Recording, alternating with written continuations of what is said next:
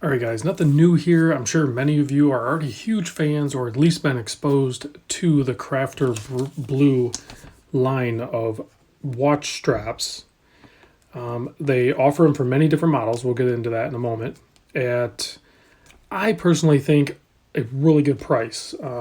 It's definitely a little bit more on the higher end of what you're going to pay for a vulcanized rubber strap, but I think the value is there because they are, made for individual models and the fitment is perfect. So, and the materials and the construction of it are just spot on. This one here is for the Seiko Shogun. Doug sent this in, and so if anybody has a Shogun and they're looking for a Crafter Blue, hit me up. But that's that one. But really, I think where it shines is easily on the SKX. But I'm sure it's made for the Marine Master 300, the Sumo, the Turtle, the Samurai, the Shogun. They also make them for a few Tudor models. So if you have any of those models and you're looking for a rubber strap, this is a really good option because it is so tightly fitted. It is just perfect match to the case. Plus there's some color play going on here. So we'll get into that a little bit.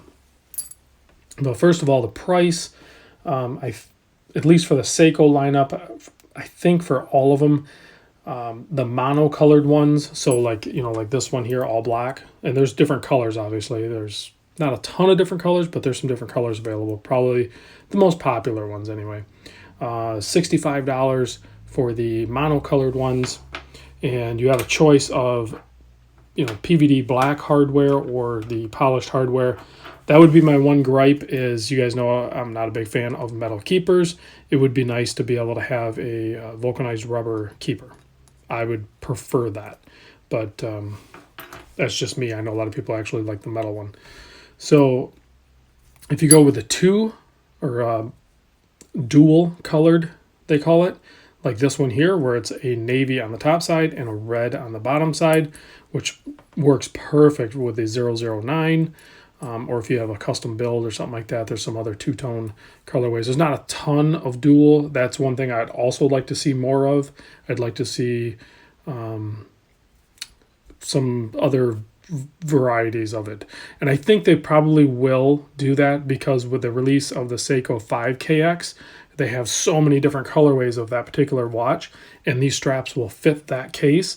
So that really is going to open up Crafter Blue to, making some interesting dual color combos, and I think they'll sell well. At least I hope they would. So I haven't talked to the company. Maybe I'll reach out to them and see about getting some other, straps in. But easily on the SKX, it is a really good pairing, I think. It's tight fitting in there. There's not a whole lot of play. You can get a little bit of movement on it, but it's really tight in there. It does come with some spring bars. So it comes with those guys. It has a little collar there, so it's easier to grab from the backside. With the stock SKX, it doesn't have the drilled lugs, so you have to kind of dig those out. A really good spring bar tool is critical, I think, when doing some of this stuff, such as the the 77. I always forget the number. The 7767, or my personal choice is the Bob Labs. This guy here, which I need to replace the bit on there. Actually, when I go to Chicago this weekend, I'm hoping to actually meet up with the owner of Bob Labs, and I'll probably talk to him about getting some more spring bars in. So, but anyway, I know I got a little off topic there, but you can see the Crafter Blue. This is the CB10. They have individual part numbers for each strap, and they their logo says Crafter Blue Ultimate Diver Strap. So, and I kind of agree. It's got a decent length on there too. If you did need to go over something, you're going to be able to do that, but it's not so unwieldy long that you can't just wear it. Like on my, I think, well, I gave you a wrist shot. I'll give you another one, but on my 7 1/4, I can tighten this guy down, and yeah, the strap is exposed over on the top side here, but it's, like I said, it's not unwieldy or anything like that.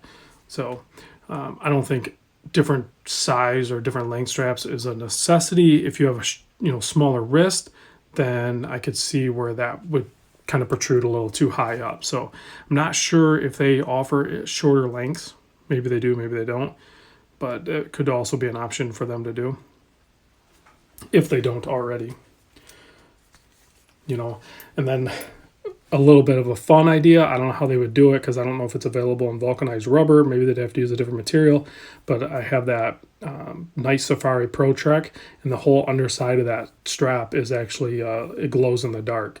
So I think that would be really cool if they did something like that. But I have ideas. I don't have any way to like produce them, so I just like to throw those ideas out there to see if anybody will grab onto them and go with them, because I'd like to see it. But you can see the fitment on it is just, it's super tight. It's really good.